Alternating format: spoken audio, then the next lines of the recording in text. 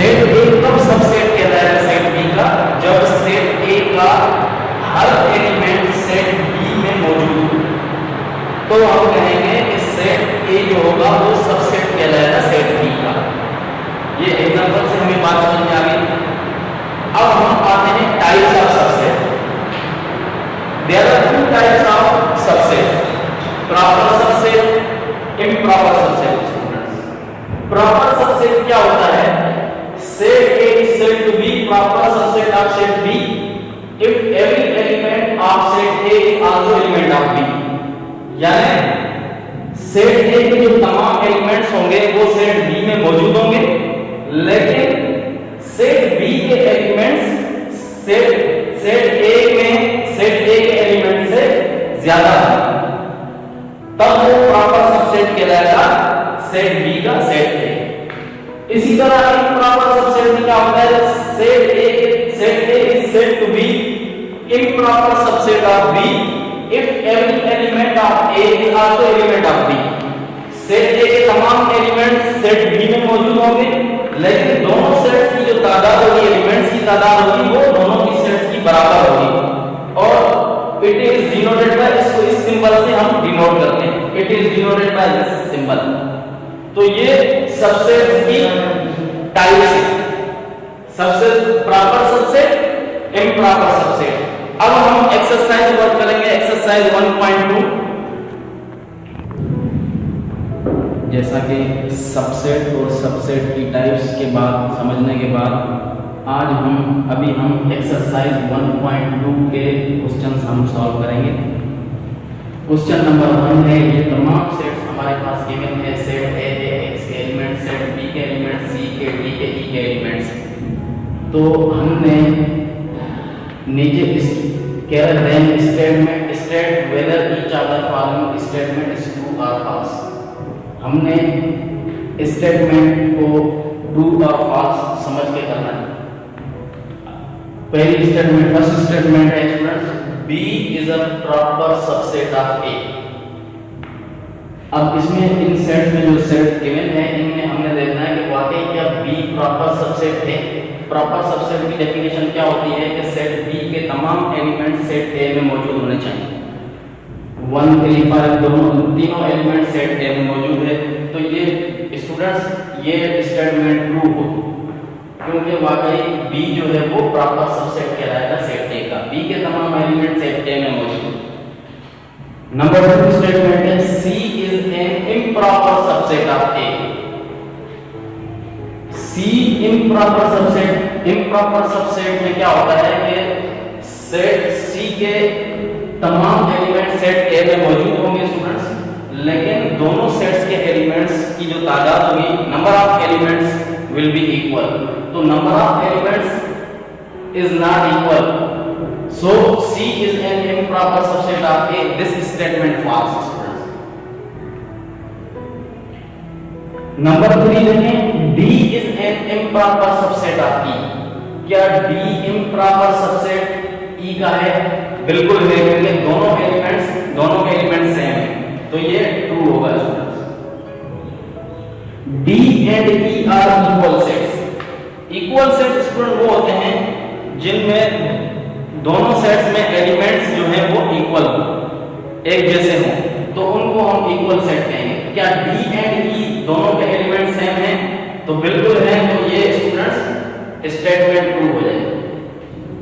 Number 5 है, B and D are disjoint sets. Disjoint sets student वो set होते हैं जो जिनके दोनों सेट्स के जो एलिमेंट्स हैं वो कोई भी कॉमन ना हो, एलिमेंट्स कॉमन नहीं होने चाहिए, कोई एक एलिमेंट भी दोनों सेट्स में कॉमन नहीं हो, तो ऐसे सेट को हम डिसजॉइंट सेट्स कहते हैं। तो हम देखेंगे कि वाकई डिसजॉइंट सेट्स हैं, यानी B एंड D वाकई डिसजॉइंट है, क्योंकि कोई भी एलिमेंट इन दोनों सेट्स में कॉमन नहीं है, तो लिहाजा ये स्टेटमेंट भी ट्रू हो जाएगा। Next one, A is the universal set। Universal set क्या होता है स्टूडेंट्स? इसके तमाम एलिमेंट्स, यूनिवर्सल सेट वो कहलाता है जो a set which consist of all elements under consideration, यानी जो सबसे बड़ा सेट कहलाएगा, बाकी जितने भी छोटे सेट होंगे वो उसके सबसेट कहलाएंगे, उसको हम यूनिवर्सल सेट कहेंगे। तो देखें ए के तमाम एलिमेंट्स जो हैं वो 1 2 3 4 5 और बाकी जो एलिमेंट, बाकी जो सेट्स के एलिमेंट्स हैं वो तमाम के तमाम उसके सबसेट हैं। तो A is a universal set, ये ट्रू हो जाएगा। Number 7, B is the subset of C. B is the subset of C नहीं है स्टूडेंट्स, क्योंकि बी के तमाम एलिमेंट सी में मौजूद नहीं है, तो ये स्टेटमेंट फॉल्स हो जाएगा। स्टूडेंट क्वेश्चन नंबर 1 हमारा कंप्लीट हो गया। अब आते हैं क्वेश्चन नंबर 2 पे। क्वेश्चन नंबर 2 क्या है? Right all subsets of each of the following. हमारे पास एक सेट दिया हुआ है जिसमें उसके जितने पॉसिबल सबसेट बन सकते हैं वो हम बनाएंगे। तो उससे चेक करने का क्या फार्मूला है? Total number of possible subsets equal to 2 की पावर n। ये जो स्टूडेंट n है, n 2 की पावर n, ये नंबर ऑफ एलिमेंट्स को शो करता है, यानी जितने नंबर ऑफ एलिमेंट्स सेट में होंगे वो उतनी 2 की पावर हो जाएगी। तो लिहाजा यहां पे total number of subsets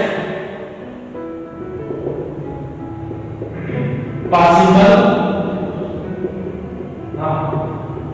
subset 2 की पावर 1 है, क्योंकि n की वैल्यू 1 कहां से है? क्योंकि हमारे पास जो सेट गिवन है उसमें एक ही एलिमेंट है, तो ये n नंबर ऑफ एलिमेंट्स को शो कर रहा है। तो इसके कितने सेट बन सकते हैं student? Total number of subset possible subsets 2 बन सकते हैं। हमेशा जब भी हम किसी भी सेट के सबसेट बनाएंगे तो सबसे पहले हम नल सेट लिखेंगे, क्योंकि null set is the subset of every set. Null set जो है वो हर सेट का सबसेट कहलाएगा। तो पहले नल सेट लिखेंगे, उसके बाद कॉमा लगा के ये आ जाएगा ए। तो ये total number of possible subset 2 बनेंगे स्टूडेंट्स। इसका सेकंड पार्ट जो स्टूडेंट्स वो ये है, इसको भी वैसे करेंगे, हम पहले फार्मूला लिखेंगे टोटल नंबर ऑफ सबसेट 2 की पावर n। जैसे कि मैंने पहले समझाया था कि n जो होता है वो टोटल नंबर ऑफ एलिमेंट्स को शो कर रहा होता है, तो लिहाजा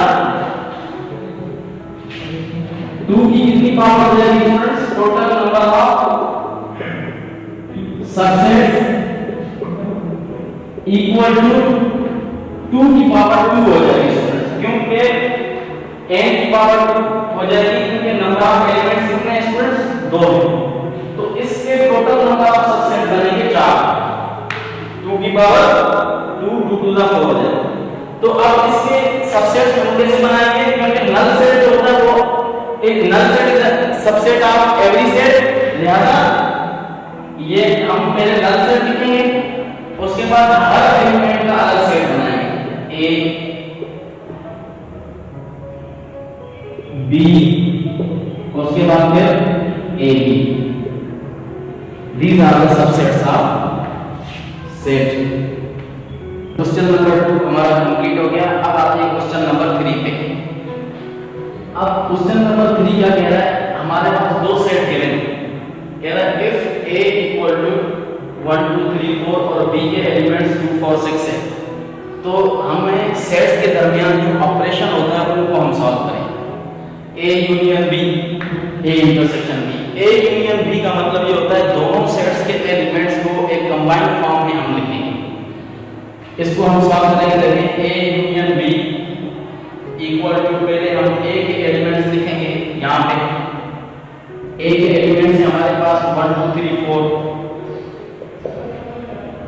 और उसके बाद जो ऑपरेशन होगा दोनों सेट्स के दरमियान वो यहां पे आएगा।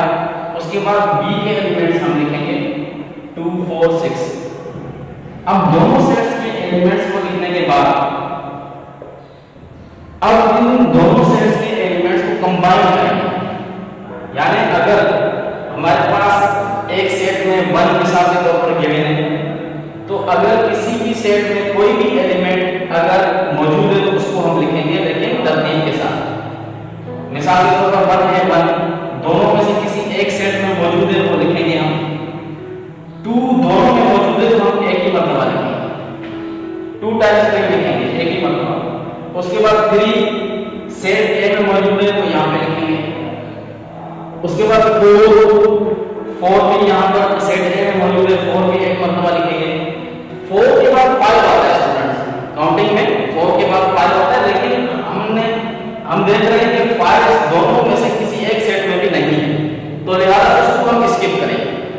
5 के बाद 6 आता है, तो 6 जो है वो सेट बी में मौजूद है स्टूडेंट्स, उसको 4 के बाद फिर हम 6 लिखेंगे। तो ये कहलाता है operation A union B student. दो सेट्स के दरमियान जो ऑपरेशन होता है उस यूनियन उसको हमने सॉल्व किया और दोनों सेट्स के एलिमेंट्स को हमने कंबाइन करके किया।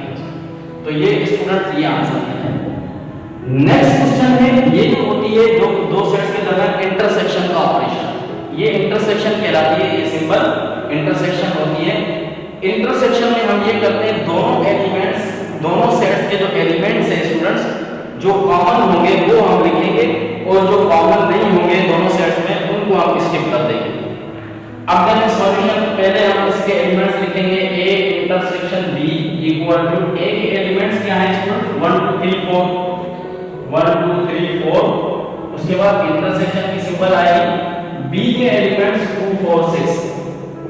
अब इन दोनों सेट्स में जो कॉमन एलिमेंट्स होंगे वो हम लिखेंगे a intersection b equal to, अब इन दोनों में कॉमन 2 और 4 है स्टूडेंट्स, 2 और 4 और कोई कॉमन नहीं, तो यार यही हम लिखेंगे 2 4 जो दोनों में कॉमन है, दोनों सेट्स में एलिमेंट जो कॉमन है, तो ये कहलाती है a इंटरसेक्शन b। ये answer. Next question, question number 4 पे आते हैं फ्रेंड्स, उसमें भी पहले हम a यूनियन b करेंगे। Solution a union b equal to, पहले हम a के एलिमेंट्स लिखेंगे, a के एलिमेंट्स है हमारे पास a and b, a comma b union b के एलिमेंट्स क्या है b c d, b comma c comma d। अब a union b equal to, अब यूनियन में हम क्या करते हैं दोनों सेट्स के एलिमेंट्स को कंबाइन करके लिखते हैं तरतीब के साथ। a पहले a आएगा, a के बाद b आता है, b दोनों में मौजूद है लेकिन एक ही मर्तबा लिखेंगे। b के बाद जो एलिमेंट है वो c सेट b में मौजूद है, c लिखेंगे। d जो होगा वो सेट b में मौजूद है तो d, ये a यूनियन b कहलाती है स्टूडेंट्स। ये आंसर है। अब आते हैं इंटरसेक्शन पे। Solution a intersection b equal to, पहले हम a के एलिमेंट्स लिखेंगे students, a b, a comma b, a के एलिमेंट सेट लेके इंटरसेक्शन की सिंबल आएगी, फिर b के एलिमेंट्स क्या होंगे students b c d, b c d। अब इंटरसेक्शन में जैसे कि हमने पिछले क्वेश्चन में हमने किया था कि दोनों सेट्स के जो कॉमन एलिमेंट्स हैं वो हम लिखेंगे, तो इसमें कॉमन एलिमेंट कौन से हैं, सिर्फ b है स्टूडेंट्स और कोई कॉमन नहीं है, तो लिहाजा a इंटरसेक्शन b आ जाएगा equal to b।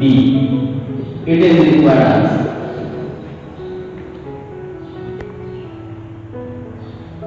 Dear students, exercise 1.2 के क्वेश्चन नंबर 4 तक हमने सॉल्व कर लिया। अब मैं आपको होमवर्क दे रहा हूं, question number 5, question number 5, question number 6 and question number 7।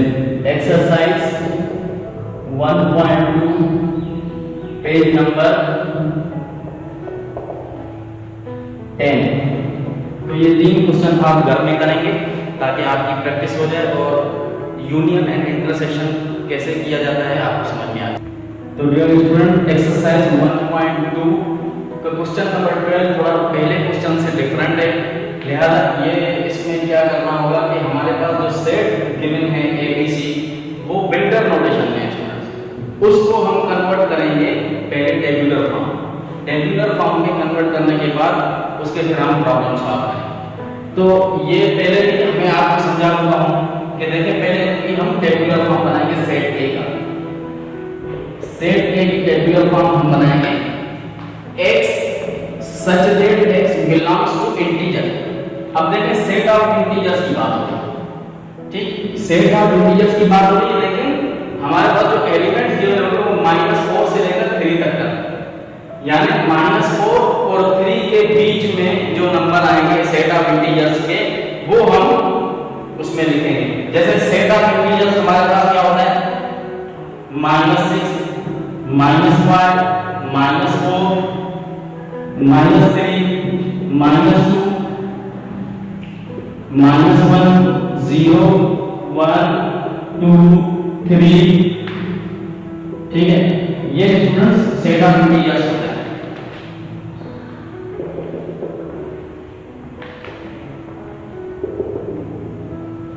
अब ये सेट ऑफ इंटीजर्स हमने लिखा है, लेकिन हमारे पास -4 और 3 के बीच में जो एलिमेंट्स होंगे वो हम सेट ए में लिखेंगे। -4 और 3 के बीच में, यानी -3 से लेकर 2 तक, -3 -2 -1 0 1 2, ये सेट ए को हमने टेबुलर फॉर्म में कन्वर्ट कर दिया है। नाउ सेट बी हमारे पास जो गिवन है वो है y such that y belongs to natural number। अब सेट ऑफ नेचुरल नंबर की बात है, तो सेट ऑफ नेचुरल नंबर जो होता है तो हमें पता है कि 1 से स्टार्ट होता है, 1 से स्टार्ट होगा और कहां तक जाएंगे हम, 5 से कम तक, y less than 5 से कम तक, छोटे 5 से छोटे, यानी 1 2 3 4, ठीक है। तो ये सेट बी जो होगा वो होगा 1 2 3 4, ये भी टेबुलर फॉर्म बन गए स्टूडेंट्स।